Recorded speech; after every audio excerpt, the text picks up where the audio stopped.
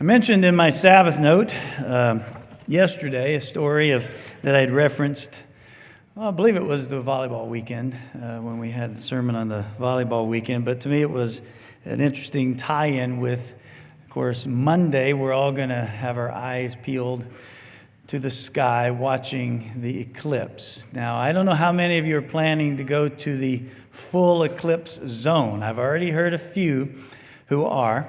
And I've also heard the stories about how some counties have declared emergencies along that route, going all the way up to Maine, because they're expecting so many people to go into the full eclipse zone that if you've ever tried to leave a major ball game or rock concert right after it's done, this may put that to shame. They're expecting huge traffic jams and things like that. So for those who go in a day or two early and leave a day or two later, things may have calmed down. But I think there's going to be quite a few, perhaps even from Houston. But we will get, about 95% coverage here. 95% of the sun will be covered. So it will still be quite an event, even if we don't drive to Austin or Waco or one of those things. So it is interesting, the story of eclipses. And I was listening to a book last year that was talking about how if it weren't for eclipses, there would be a number of things that we don't know about science and nature, because we just simply can't look at the sun. And it will blind us. And just a precaution, you might tell your children or remind them that even during the eclipse, it's dangerous to look at the sun without those special glasses. And don't buy the ones that are knockoffs. You got to buy the ones that actually do work to protect your eyes from the sun. But that's always a problem when people stare at these things, because it gets a little dark. I can't imagine how many people throughout history looked up and stared and had eye damage, because they just weren't aware that the dimming could still affect their eyes. But I told the story about how an eclipse pointed to the existence of God. And it's the story that I know many of you are aware of, that Edwin Powell Hubble discovered as he looked through his large telescope back in the early 1900s, that what they thought were stars were galaxies, and they were outside our galaxy. Up until then, they thought what we know as the Milky Way was the extent of the universe. Suddenly, the universe was huge, more huge than anyone had ever imagined. And of course, the more we learn with the Hubble Space Telescope, it's out in space, named after Edwin Powell Hubble, the more we learn, the more magnificent God's creation becomes, the smaller we become. And it shows the glory of God in that way. But around that time, Albert Einstein had come up with his calculations on the theory of relativity. And according to his calculations, as some scientists who can understand the figures pointed out, they suggest the universe is expanding, which Einstein didn't want to accept, because that suggests there was a time it was smaller, and a time it was even smaller, and a time that it began. Scientists did not want to accept that there could be a beginning, because they knew that if they acknowledged the beginning, the creationists would say that's an acknowledgement of a God, a creator. And of course, it is.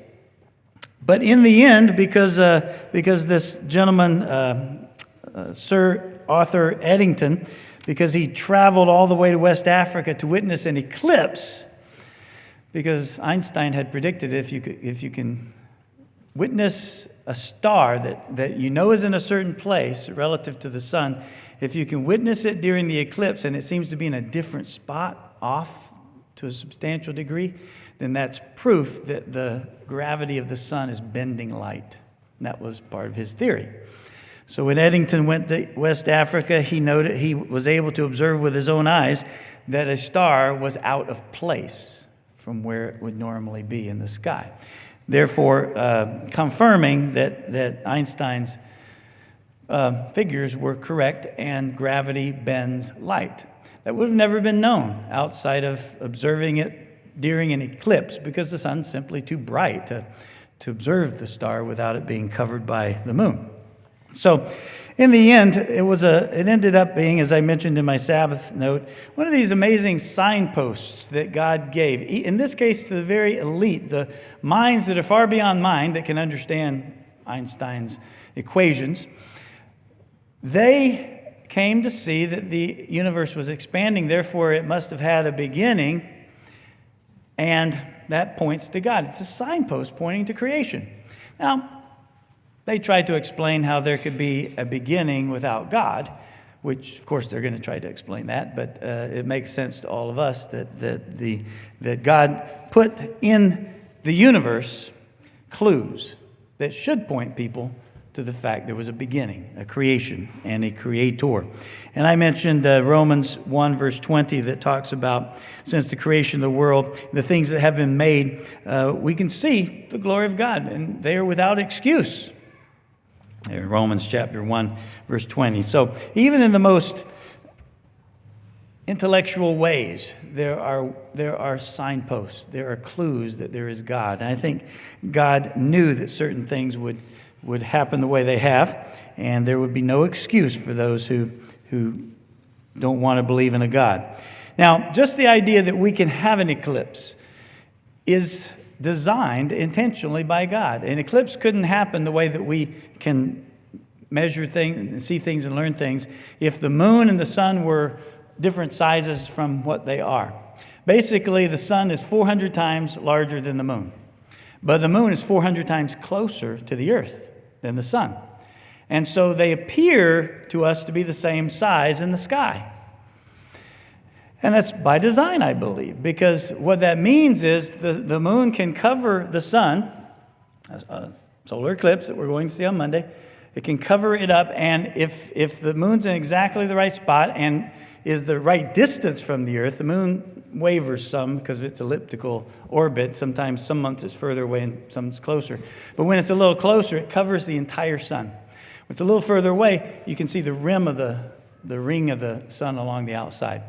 And so we can learn different things from that. But if the moon and the sun were different sizes, we wouldn't have that almost perfect coverage that allows for some of these experiments. And I'm not going to even get into some of the other things that eclipses allow for. But there's a number of scientific things that, if it weren't for that, coinciding of the size in terms of how we see the sun and moon, you wouldn't have a total eclipse. And we couldn't learn some of the things that God evidently wanted us to find. It is an amazing thing. But eclipses are also quite controversial in the sense that almost every time there's an eclipse, it's the end of the world. Something is happening, and some group thinks that everything's falling apart. And certainly on this eclipse, that has happened as well. It is amazing, the stories you hear. I heard a story of Christopher Columbus. The story is written about by his son, and there are some who wonder if it's apocryphal. But his son wrote about Christopher Columbus in 1502, how he had gotten stranded in Jamaica on his fourth trip to America. And they were receiving food and support from the indigenous natives there in Jamaica, but those natives became tired of giving them food and support. And so what Columbus did is he checked his almanac, and there was an eclipse coming. And so he basically told the natives that if they didn't give them food and water, support them, his Christian God would be angry and the sun would go away. When the sun went away, they started begging him, bring it back. Let me see in my notes here. No, it was the moon. I'm sorry, get that right. It was a lunar eclipse. The moon went away, and so it turned blood red in the sky and that kind of thing. So when they saw it, they started asking Columbus, please bring it back, bring it back. He said, only if you promise to support me and my crew. And they promised, and the moon came back. And they thought it was because of Columbus's contact with a god that allowed that to happen. Now, again, whether that's accurate, it is a famous story, and it very much could have been true, because eclipses are one of the early things that from very early times, astronomers were able to predict when they would happen. From very early times, It's one of the first things that those who observed the skies were able to say, okay, on such and such a time, there's going to be another eclipse. We can go back today, and we can know exactly when eclipses took place all the way back in Christ's day, because of the nature of the movement of the moon around the earth and the earth around the sun. So these things can be predicted.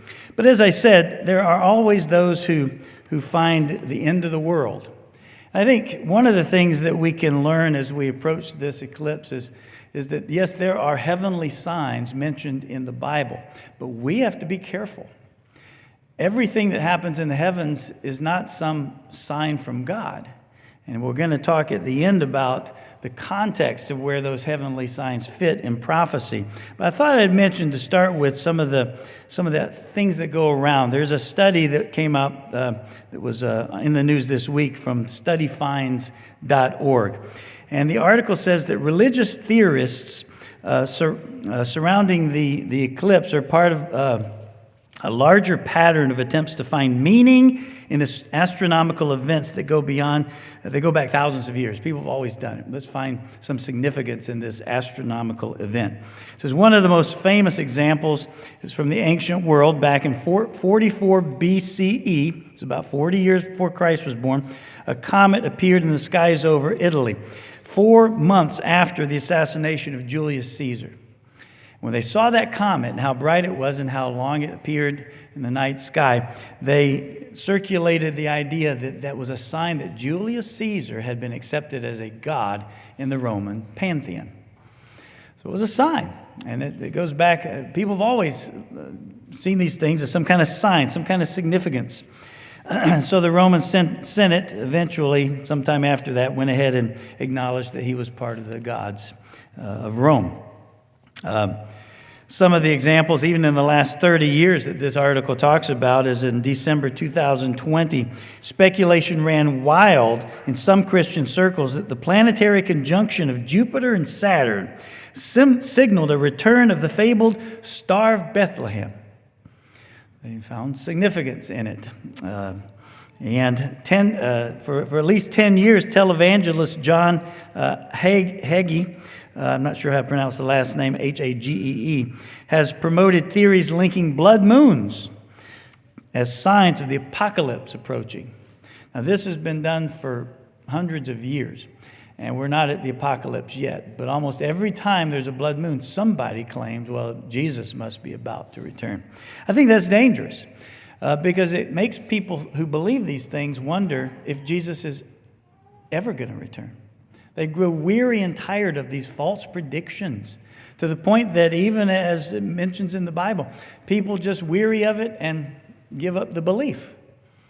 I think it's very, very dangerous and harmful to be trying to find signs of Christ's return in every astronomical event, as some seem to do. A tragic example of looking for signs in the heavens is a movement known as Heaven's Gate. Its members believed that there was a spacecraft hidden behind the tail of the Hale-Bopp comet. And that spacecraft, back in 1997, was going to transport them to a higher level of consciousness. So 39 members of this group committed ritual suicide so they could be taken away by the Hale-Bopp comet to a higher consciousness. It's amazing what people will do when these signs in the heavens. They're amazing to see and note, but there is a long history of people attaching significance to things, and sometimes very dangerous significance. Even this particular eclipse that's coming up right in a few days, the images of it have fueled predictions of Christ's second coming, partly because 7 years ago there was another solar eclipse, and the path of these two solar eclipses cross, I think, in Illinois. And they're 7 years apart, and 7 is a significant number in the Bible, they claim. Of course, we know that. Their paths form a cross. Well, that's got to be significant too, that their paths form a cross. So they have these ideas. In reality, these are only 6.5 years apart, not 7.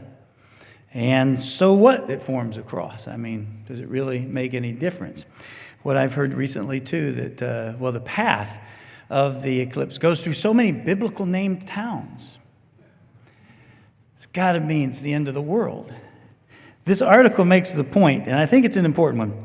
Patterns, they see these patterns that they think are significant. It says, patterns emerge when and where they are sought. And that's a very interesting comment. If you're looking for a pattern, you will find it. There's always something to find, something interesting. 7 years between, you can fudge a little bit if it's a pattern, right? So they always find these patterns, and it's something I think is very important to keep in mind. If we're looking for a pattern, we will find it. If we're looking for a sign, we'll make anything into a sign, and people do. And it really is sad to see. I remember back in 2014 and 15, even the church addressed the idea that there was 4 lunar eclipses that were occurring in the space of 2 years. And these 4 lunar eclipses coincided with the biblical holy days. Now that makes our ears pop up, right? Wow. I mean, what are the chances that these would coincide with biblical holy days? And so there were those who thought, well, this must be significant to end time prophecy. 4 lunar eclipses. I think there were 2 solar eclipses in that time as well. But keep in mind that for the last 1,000 years, there's been an average of 2.5 solar eclipses a year. Solar eclipses are not uncommon, and nor are lunar eclipses. For those who like to make a big deal about it, they are very common. And the idea that they coincided with these 4 lunar eclipses coincided with holy days. Isn't that significant? And what are the chances? 365 days a year, right? Well, I think it's important to keep in mind something about the eclipses. Eclipses can only happen 2 times. Either when the moon is between the earth and the sun, and the moon blocks out the light of the sun, which will happen on Monday, or when the earth is between the moon and the sun, and we see the earth's shadow on the moon behind the earth. So those are the only 2 times when an eclipse either a lunar eclipse or solar eclipse can occur. It can't occur when the earth or moon are side by side in relation to the sun, because the shadow of each is going out into space, not hitting the other. So what that means is, on the Hebrew calendar, the new moon is the first of the month. A new moon is a time when the moon is between the earth and the sun. And I actually I didn't bring my plate up here. I had a couple balls and a plate. I was going to describe it, but you can get it. When we're on earth and we look out toward the sun, if the moon is between us, and exactly between us, then the moon blocks out the sun. That is a new moon, when the shadow of the sun is facing the earth and we can't really see it. It's the backside of the moon. I have to be careful. We can't see the backside of the moon. You know what I mean, though. We see the shadow. We don't see the lit side of the moon. That is a new moon in the Hebrew calendar. And so an eclipse of the sun can only take place on the beginning of the month, or a day before or after. It's the only time it can take place. And the time that the moon is behind the earth, where the earth is between the sun and the moon, that's the only time a lunar eclipse can take place, and that's around the 15th of the month, when the moon is halfway around its orbit. And so eclipses can only take place on the 1st of the Hebrew month or the 15th of the Hebrew month, which means the Feast of Trumpets is a day it's the first day of the month of Tishri. So a new moon, that is a time of a new moon, and it can be a time of a solar eclipse. The 15th of the Hebrew month is around Passover. Days of unleavened bread begin on the 15th of the first month.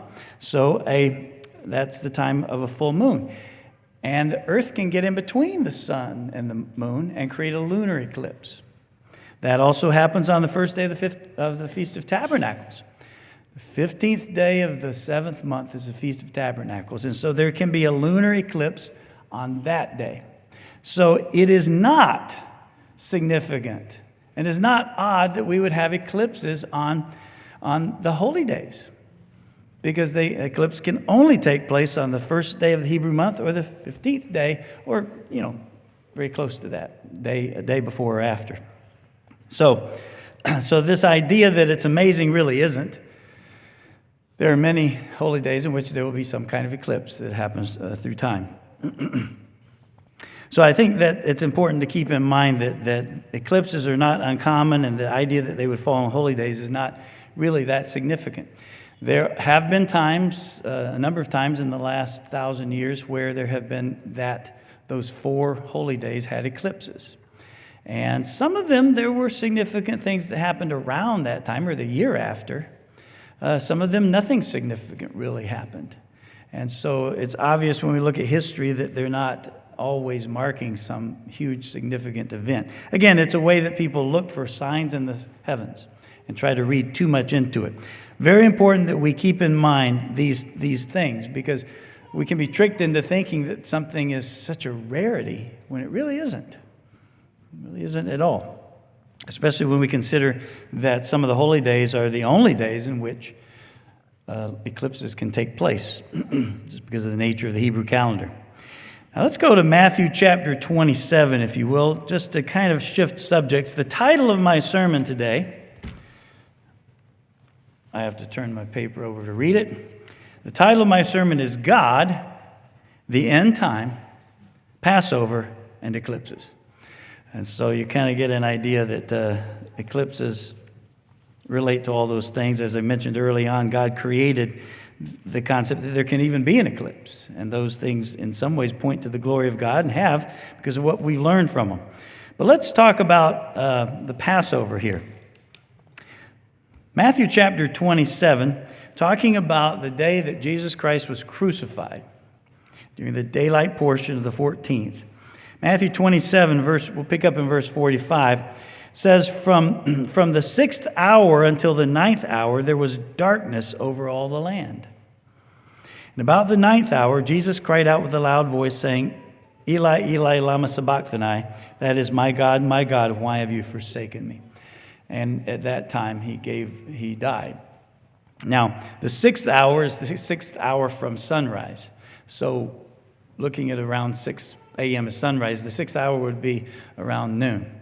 Now, keep in mind, they didn't have atomic clocks and watches like we do, so oftentimes time was not quite as precise as we like to make it today. They just didn't have watches. But around noon, when the sun was blazing in the sky, until around 3 o'clock, there was darkness in the land. What was that?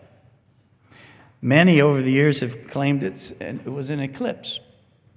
Notice if you turn back to Mark chapter 15.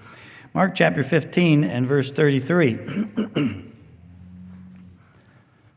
Mark chapter 15, verse 33 says that now, when the 6th hour had come, there was darkness over the whole land until the 9th hour. And again, it talks about Jesus crying out, in this case, Eloi, Eloi, lama sabachthani. It depends on how you transliterate the word. That's why in English it can be different. But he cried out, my God, why have you forsaken me? Now, if we notice in Luke chapter 23, this same account, it mentions it has a little bit different of a wording. Luke 23, verse 44. Luke chapter 23 and verse 44 and 45. It says that now it was about the 6th hour, so noon, as we would reckon it, and there was darkness over all the earth until the 9th hour, until 3 o'clock in the afternoon. Then the sun was darkened, and the veil of the temple was torn in two. So this symbolism of the veil being torn in the temple. And when Jesus had cried out with a loud voice, he said, Father, into your hands I commit my spirit. So everything he said, both phrases. Luke reports another phrase that he said. But it says there was darkness over all the earth. Now, does this sound like an eclipse? Because many people will say, well, this was an eclipse that took place on Passover. Well, I think most of us, because of the eclipse coming through, we've seen the line of totality. And it goes, I don't know how far that is, but it's a few miles other side of Waco, a few miles this side of Waco, that type thing. Not everyone in the Dallas Metroplex will see the totality as based on what I've seen on the maps. And so there's only a very narrow band where the eclipse is totally dark. A very narrow band. So what does it mean, darkness over all the earth? Could that mean that the entire earth was dark for 3 hours? Well, it could.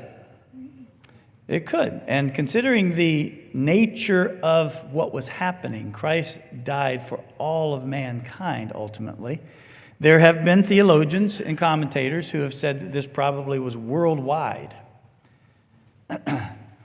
But some would say, well, if it was worldwide, why don't we have more of a record of it? And that's a good question.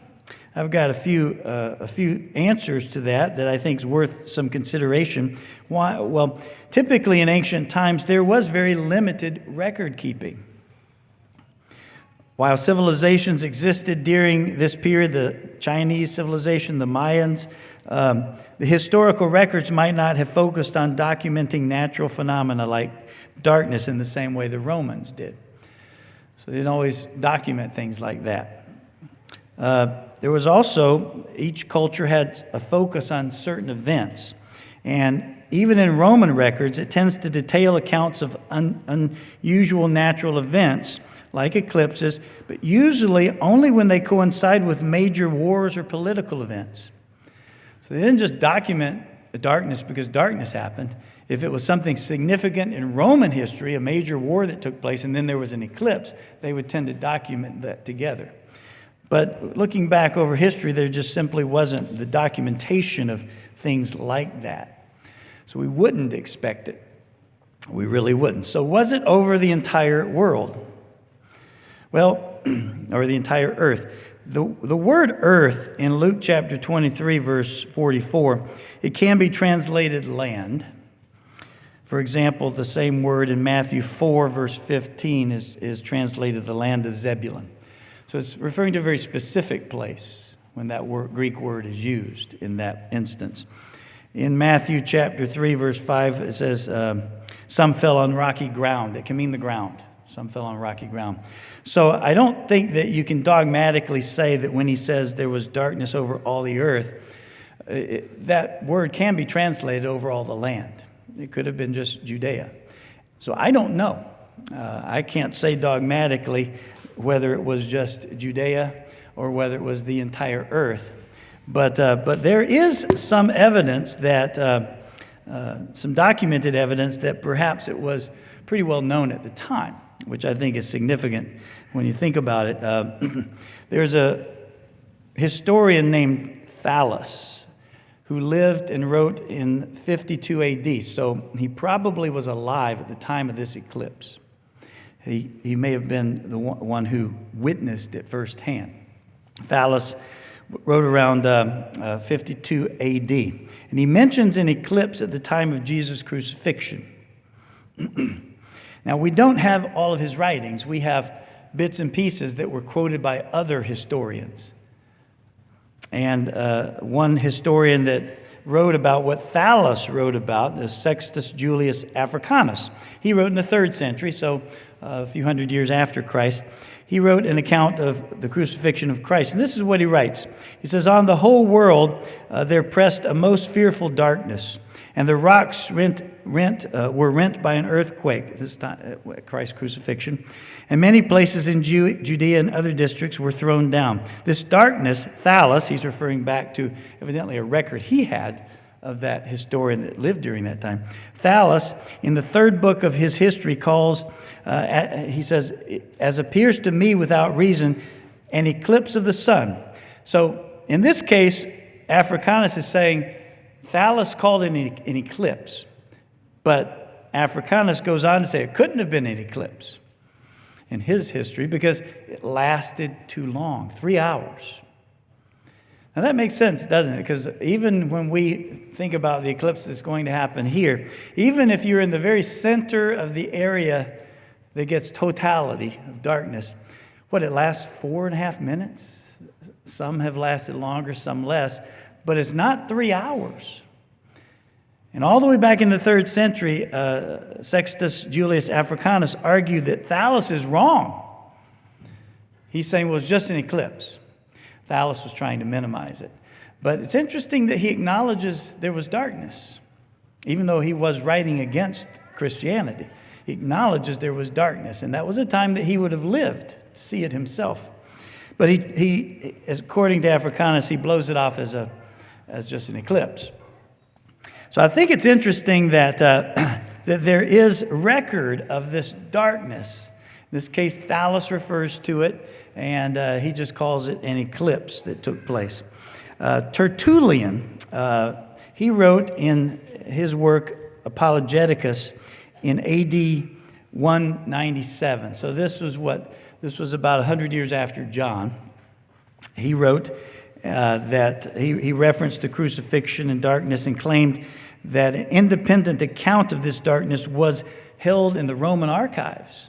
Now, that's interesting, because people would have known if Rome had had access to this or not. He wrote, in writing about the crucifixion, he says, in the same hour, too, the light of the day was withdrawn, when the sun at that very time was at its meridian blaze. In other words, right in the top of the sky, noon. Those who were not aware of this had been predicted about Christ, no doubt thought it an eclipse. You yourselves have the account of the world portent still in your archives. So he talks about it as being a majorly known thing, and it was recorded in the Roman archives. So there is scant but a little evidence out there that maybe it did go beyond just Judea. We'll have to find out someday. But one thing we can know for sure, it wasn't a naturally occurring eclipse. Eclipses do not last 3 hours. This was a darkness which God put upon Judea, at least, if not much of the lit world at the time. It was a miraculous event. If you think back to the Israelites, how there was the plague of darkness in Egypt. It says all of Egypt was dark. So dark that they didn't even go out. But he says, not for the Israelites. They had light. So it was 3 days of darkness. That's not an eclipse. That's not some naturally occurring event. It is a miraculous event which God brought upon the Egyptians. And even though the Israelites were in Egypt, they were part of all of Egypt, they didn't get dark. But the Egyptians did. So I think it's interesting in the sense that it says all of Egypt, but it clearly says that where the part of Egypt where the Israelites were was exempted from that, quote, all of Egypt. And God brought this miraculously upon the Egyptians. And that's what happened at the time of Christ. There was a miraculous event that God created. It wasn't natural that it would become dark at that time. It couldn't have been a solar eclipse because it was a full moon. The moon was not between the earth and the sun. It was impossible for it to be a solar eclipse. And they don't last 3 hours. What is interesting, though, is was there a lunar eclipse that night? Now, a lunar eclipse, again, that's when the earth comes between the sun and the moon. And you see sometimes the shadow of the curvature of the earth. You can see that on the moon. Sometimes because enough light is getting through, it's being filtered through the Earth's atmosphere, what hits the moon can be reddish color. Or it can be other colors too. It depends on the atmosphere, the conditions of the Earth's atmosphere. But the light is filtered through the Earth's atmosphere, so it hits the moon and creates a different color. That's what's oftentimes called a blood moon. The moon turns red because the light's being filtered through the atmosphere of the Earth. If you go to Acts chapter 2, Peter giving his Pentecost sermon, he indicates that what some scholars or theologians and commentators will disagree was he saying that there was a lunar eclipse the night that after Jesus was crucified? Acts chapter 2, and beginning in verse 14, again at Pentecost here when the Holy Spirit had been given. But Peter, standing up with the 11, raised his voice and said to them, this is Acts 2, verse 14, Men of Judea, and all who dwell in Jerusalem, let this be known to you, and heed my words. For these are not drunk as you suppose." And remember, they were speaking in tongues, and they thought they were just drunk. It says, "Since it's only the third hour of the day. But this is what was spoken of by the prophet Joel." So there's a prophecy in the book of Joel he quotes here. "It shall come to pass in the last days, says the Lord, that I will pour out my Spirit on all flesh." Now, what we understand this to be is a partial fulfillment of the prophecy in Joel. God's Spirit had been poured out, but it wasn't yet poured out on all the world, but was poured out on all those who accepted Jesus and believed in him, the Christians. Just as today, for anyone who's baptized, the Holy Spirit is poured out on all of us who are baptized. It wasn't poured out in Israelite times, except to those who were writing scripture or kings and had specific responsibility. But this was a partial fulfillment. It says, "In the last days, I shall pour out my Spirit on all flesh." This will be ultimately fulfilled in the millennium, when all people will have access to the Spirit. It says, "Your sons and daughters shall prophesy." And they were prophesying and speaking in tongues at the time. It says, "Your young men will see visions, your old men dream dreams. And on my manservants and maidservants I will pour my Spirit in those days, they shall prophesy. And I will show wonders in heaven above, and signs in the earth beneath, blood and fire and vapor of smoke." Now we're going to see prophecies in a little while talking about the end time, where this fire and vapor of smoke is prophesied. We'll read this again when we get there. But notice, we'll read Joel, I should say. Notice verse 20. "The sun shall be turned into darkness." That happened.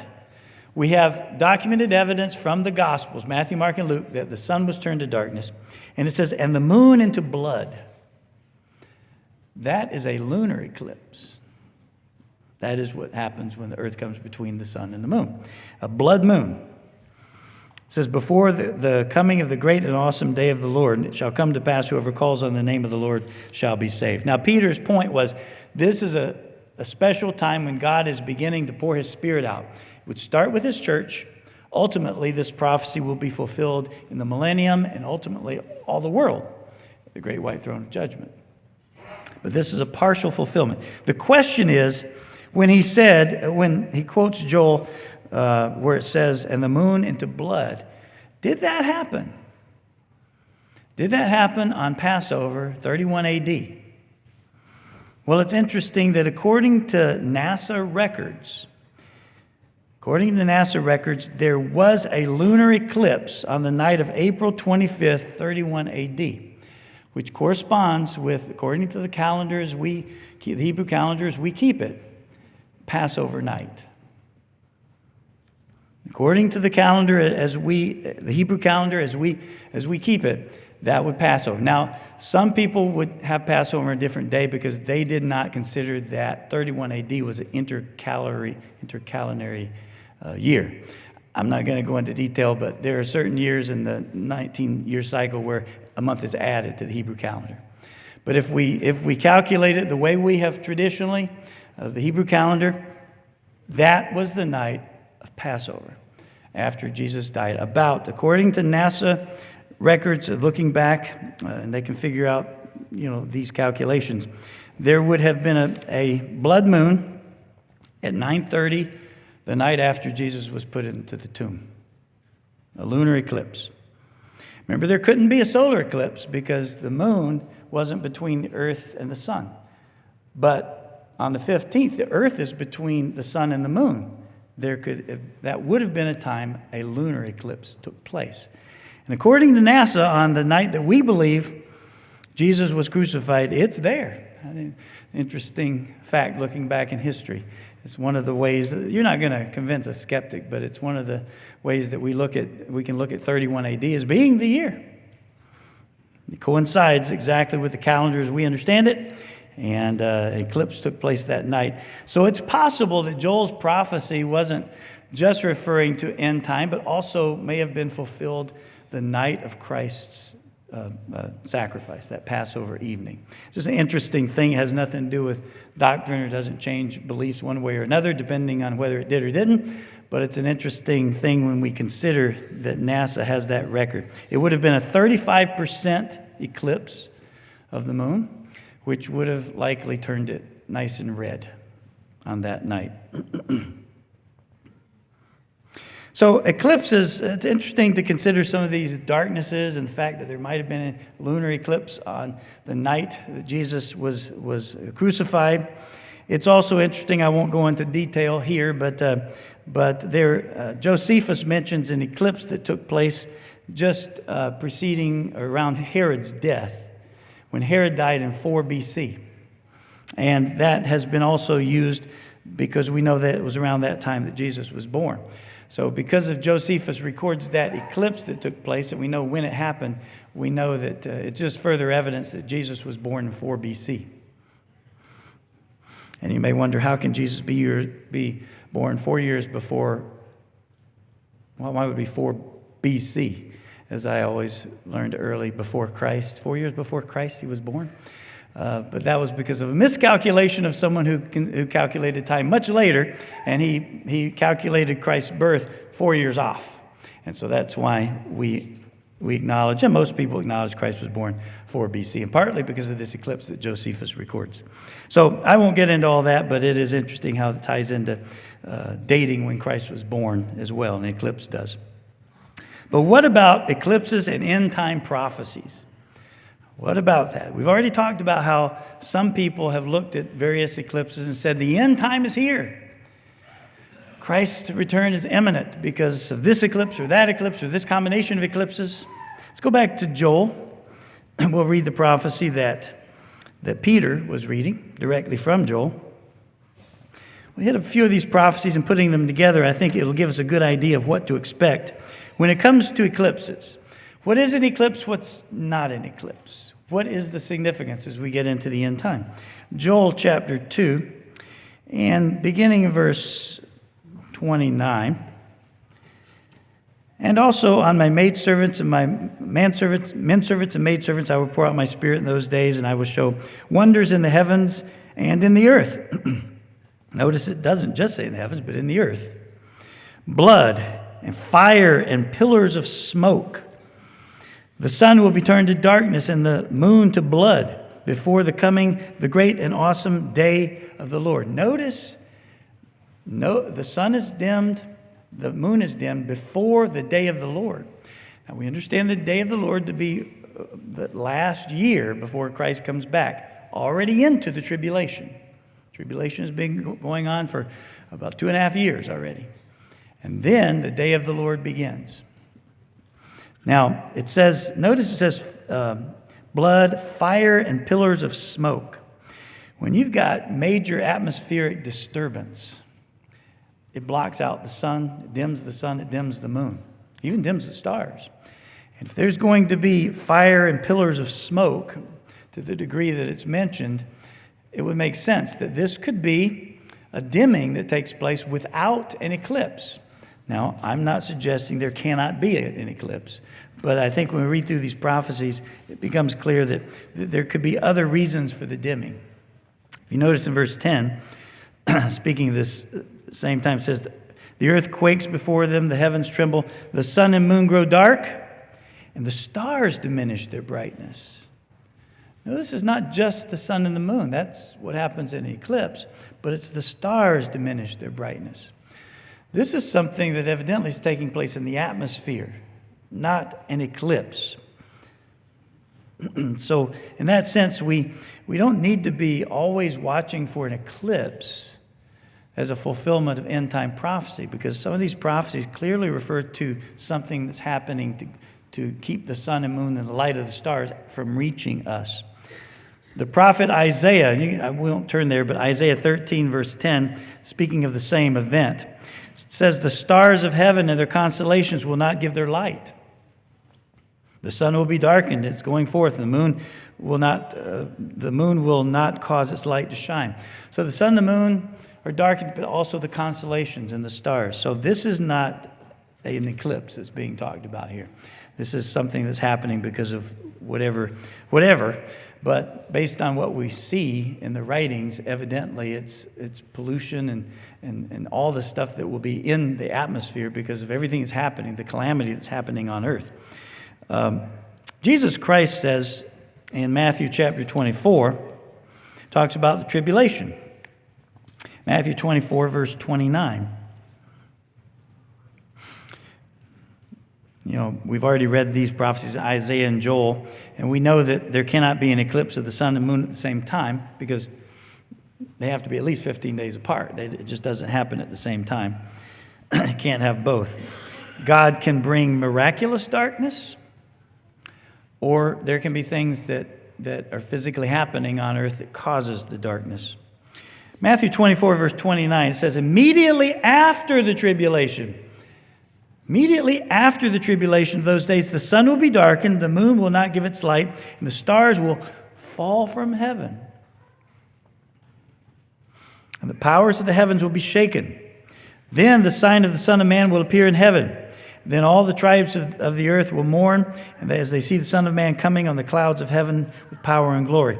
Notice this darkening of the sun and moon and the stars falling from heaven takes place after the tribulation and before the return of Christ. Now, we can, even if we wanted to see this as an eclipse, we haven't gone through the tribulation yet.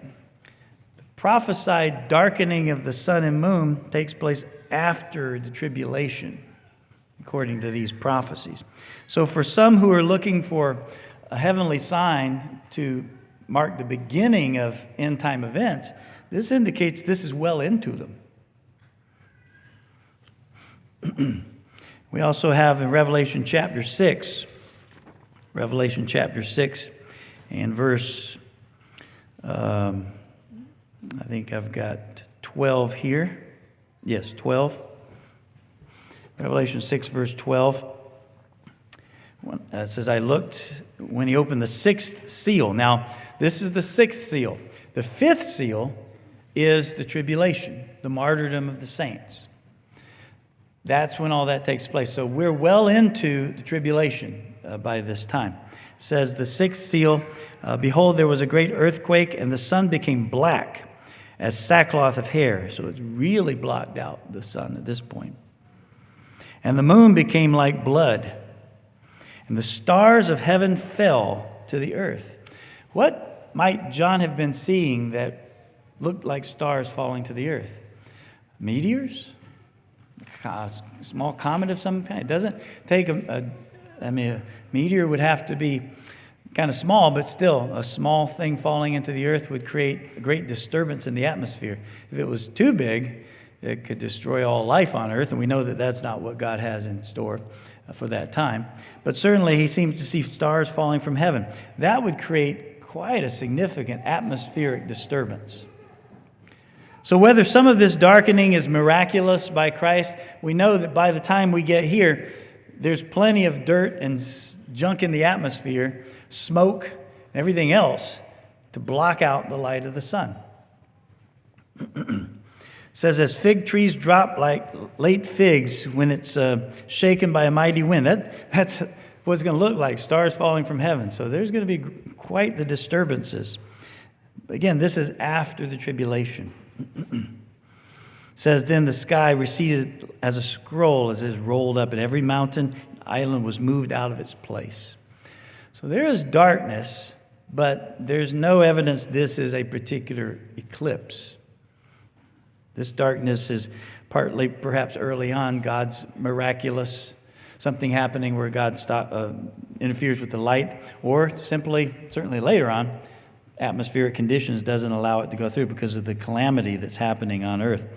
Revelation 8, just page 2 over, it says in verse 8, then the second angel sounded, and something like a great mountain burning with fire was thrown into the sea.